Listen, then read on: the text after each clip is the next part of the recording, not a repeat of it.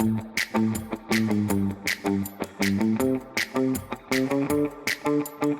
and welcome to the Scary Goals Club. I am your host, Hazel Robertson, and I believe that to make the impact that you know you are called to make in the world, it requires setting bigger, scarier goals and then becoming the person who creates them. That is what I am here to show you how to do, exactly how to do. That's what we're diving into with mindset, tools, tricks, really simple, practical, actionable steps you can take and start applying straight away. Because whatever you believe, we have this one life that we definitely know about. Start making the impact you know you want to make in the world. Fear is not a reason to stop. We keep going. We work through the fear. That is what we do in the Scary Goals Club.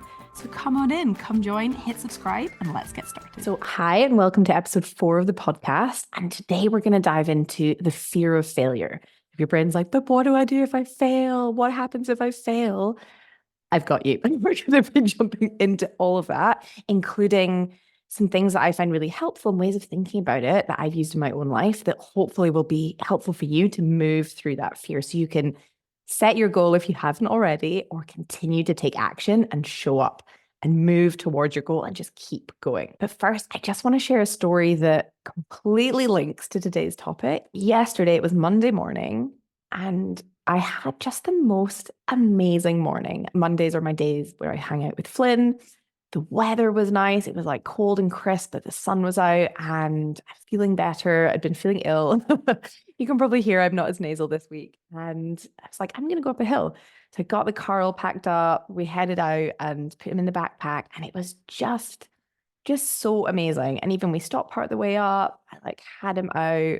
I was feeding, he was falling asleep on me. We were just sitting in nature in the birch forest.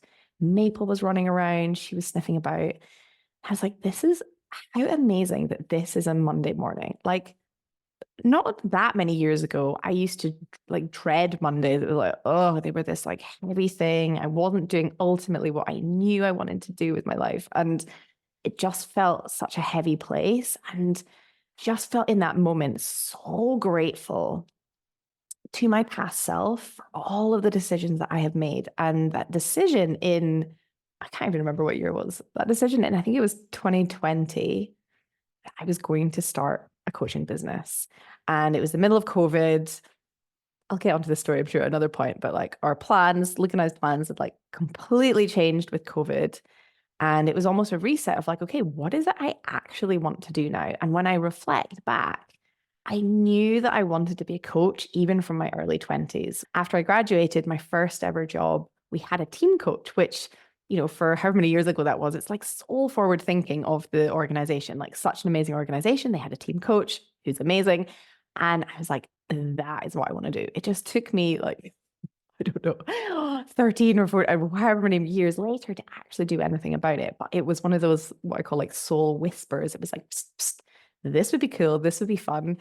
And it just took me COVID and a bit of a reset to actually make that decision. But I remember even at the time when I was deciding, okay, yeah, I want to train as a coach. I want to focus on this and start my own business and help people in this way. So much fear of failure came up. And so if this is you, if you have your scary goal, like you know what you want to go after, or you know what it really is, maybe you've not like expressed it yet. Or maybe you're like not taking action towards it because you're like, oh, but what if I fail? But what if I fail? I totally get you. Okay. This was me. I had all of that same self-doubt and the fear of failure as well. Okay. Because it's completely normal. Our brain, like if we're thinking into the future, our brain loves to be like, oh, I know exactly what's going to happen. It can be very confident, very loud that it can predict the future. And oftentimes it's looking for danger, what could go wrong. Like it's going to focus on all the things that could go wrong. It's wired, we're wired to do that. It's completely normal. And so when you know that whatever your brain is predicting might happen, that you're going to fail and it's going to be terrible and all this stuff's going to happen, it's just normal that it's going to be having that as a lens that it's looking through. Completely normal. And it doesn't mean that anything has gone wrong. It also doesn't mean you have to get caught up in that. So once you know that, and hopefully by me sharing this now, if you notice that your brain is going to like, but what if I fail? And like all of the worst case, that's amazing because you can catch it and you can give it another perspective as well. And this is something in coaching that we call equal airtime. So how much time do we actually spend thinking about the best case, right? Probably done. Like, think about that for your own goal. I know I was just like, but I'm going to fail and then I'm going to look stupid. I'm going to have this coaching business and then I'm going to have to close it down and like no one will want to coach it. Like all of this, like all of the worst case stuff was coming up. And I didn't spend any time thinking about how amazing it would actually be, or very, very little time. And so what I was able to do, like catching it, and because I had a coach and was being coached, was bringing it back and spending more time thinking about, okay, well, what is the best case? Like, what could that be like? And really spending some time there. So if this is you, I really want to encourage you to spend time dreaming about how amazing it could be. Like when you create your goal, like what would that actually be like? What if it all works out better than you could ever have imagined, rather than like this fear of failure and everything going to the worst case? And I was just thinking, so yesterday when I was up the hill and I was like, this is just everything that I had wanted. Like, not only when I am coaching do I have the most amazing clients and I love helping them and I get lit up by helping them make more impact in the world and then create their own goals and realize like how amazing they are and take courageous action and keep moving forward and show up in a bigger, bolder way. Like, I love helping others do that. But also, I get to work 3 days a week. I get to have 2 full days with my son, who's the most fun, like the funnest human I've ever met.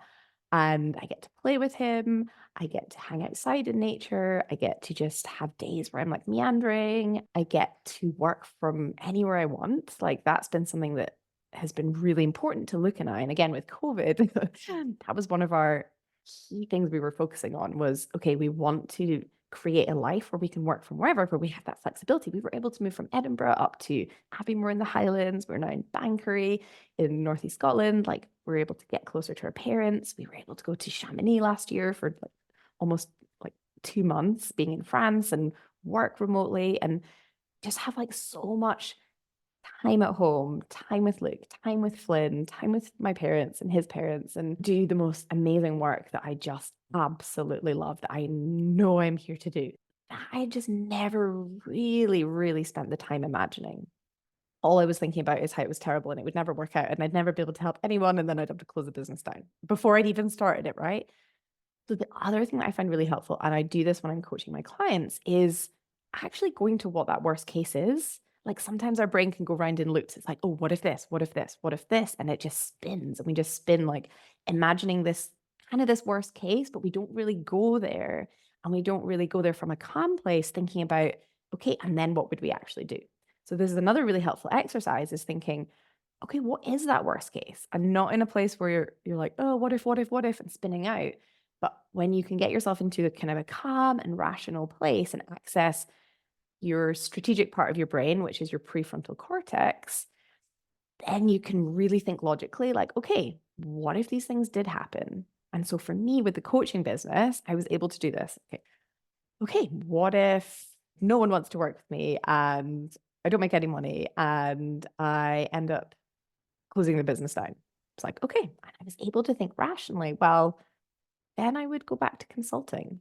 And at this point, like, one of the things that was really driving that fear of failure was where I was very familiar with. I had been doing consulting, project development for like over a decade in the low carbon energy sector. I was very experienced. I had a master's in it. I was good at my job. I was bringing in like multi-million pound funding bids, leading international teams, delivering projects. I knew what to do. I knew how to do it. I had an amazing team that I worked with. It was familiar. Yeah, I knew, and I loved it. Yeah, I knew it wasn't what I ultimately wanted to do. And oftentimes this can feel really hard when we know that where we are now, it feels comfortable. It feels familiar. Our brains are wired to be resistant to change. There's fear of the unknown, fear of change. Like, it's part of survival. We are wired to stay safe, to stay in the familiar and what is known, even if there is discomfort in that, because it's not ultimately what we want. And so part of it was like, oh, but I'm good at what I do. What if this doesn't work? It's going to be so embarrassing if I like try this thing and then it doesn't work out. And then like, what happens? And once I was able to make peace with that, I was like, okay, if I go for this coaching business and it doesn't work out, I can always come back to consulting. And I'll have learned a few things along the way, right? That was how I sold it to myself. When I was able to frame it in that way, it's like, well, actually, right now, in that moment, I was almost like living my worst case. I was doing something that, yeah, I was good at, but I knew it ultimately wasn't where I wanted to go. That if I tried the coaching business and it didn't work out, I could always go back to that. Thinking about that for you, like, what if right now, like, however amazing your life is, like, what if this is your worst case of whether you go after that goal or not? Because even if you go after it, you're going to learn so much. You're going to be showing up in a different way. You're going to back yourself. You're going to trust yourself. You're going to feel that fear and you're going to keep going and you're going to move through the fear. And then, worst case, you're going to be back where you are right now. And what if it actually could work out in a way that you could never, ever have imagined right now? And that was like me on the hill yesterday. I was like, I never really truly imagined it could be this amazing. Like, okay, it's hard sometimes for sure. I'm not discounting that. Nothing is always amazing all the time. In that moment, I was like, this is why I'm so proud of myself for not just being like, well, I'll just keep doing what I know because what if it doesn't work out? It's like, no, what if it actually could be even more amazing? Like in that moment, I could never have imagined the most inspiring people that I would get to work with. The clients who I always, always feel like I literally have the best job in the world because yes, I'm coaching them and helping them understand themselves and see their brain, but like I learn so much from them. I get so inspired from my clients. It literally feels like I should be paying them to coach them because I get so much from it. It lights me up so much. And I could never have imagined that when I was sitting there, like in the house, going, oh, I don't know if I should do this or not. What if it doesn't work out? So I just want to offer that for you. What if this is your worst case? And what if, like, going after that goal, whatever happens, whatever time frame you create it on, whether you actually create it or not, you're going to get so much out of it, just the process of backing yourself. And the final piece I just want to also offer is even if you do fail, and I'm going to get into this in a future episode, like, okay, what if you do fail? How do you move through that? But you are in full control of how you want to speak to yourself in that moment. Okay. Just because you didn't get a result that you want in the future, you are in full control of the story, of the narrative, of how you want to speak to yourself. So when I decided I was going to start the coaching business, I had decided there and then, okay, I'm going to go after this. And if it doesn't work, I'm not going to be horrible to myself. I'm not going to beat myself up. I'm not going to tell myself I was a failure. I'm going to tell myself I am courageous. Like I took that action. I tried something that I didn't know if it would actually work out. I was going to bet on myself. I was going to go all in on it. And you get to do that for you as well. You can decide right now that even if you go after this big, scary goal that you're not sure you're going to be able to create or in the time frame you want, and there's maybe a lot of uncertainty and fear, you get to decide that you're still going to be kind to yourself, even if it doesn't work out how you thought, even if you don't get the result that you want. You still decide that you're going to have your own back no matter what. And same with this podcast. I have zero expectations of it. I'm doing it purely because I want to. And I'm just so kind to myself. Like, I'm just going to keep showing up, whatever happens. I don't even know what a fail would be. Even if no one listened to it, like, I'm in that place where if no one listened to it, I get so much out of it. Like, literally, no one listened to it. That would be okay. I feel so compelled to want to do that. What if that's the same for you? What if you can get into that place where even if it doesn't work out, you are just going to love the process so much of figuring out what is possible for you, of keeping showing up even when you don't want to, like this morning. So because we've been night weaning Flynn, so he hasn't been waking up throughout the night, but he's been almost like consolidating his sleep. So he's been waking up earlier, which is something I hadn't quite appreciated. So he's not having milk overnight, but he is waking up at 5. And this morning he woke up at 5. And I was so tired. And in that moment, I was like, do you know what? I'm not going to record the podcast today. Do you know what? Actually, this whole trying to do a podcast while I have a baby or a toddler, this is a stupid idea. And like had all this like negative thoughts that were coming, like, oh, this was stupid to think you could even do it. Like, you're so tired. This is just going to be a terrible podcast. Like, why don't you just like stop doing the podcast? Like, all of that was coming.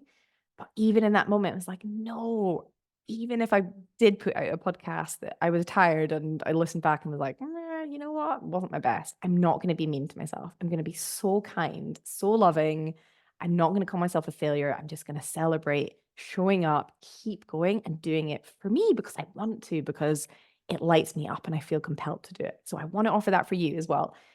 What if no matter, even if you want to quit, even if it's hard, even if you don't get the result you want, you're always going to be nice to yourself. And I will do a full podcast episode about how to do this because this is something I've had to work so hard at over the last few years that did not come easy. I was always so mean to myself, so much negative self-talk. And what I find is that as I've shifted it to be kinder to myself, it is so much easier to keep going when I don't want to, or to take bigger, quote unquote, risks, like go after bigger goals, because I know that I'm going to be kind to myself. If I do fail, if I don't get the result, like I'm not going to be horrible. And oftentimes that's one of the reasons that we're almost scared to go after something, is how mean we will be to ourselves if it doesn't work out how we planned. So you actually are in full control over that.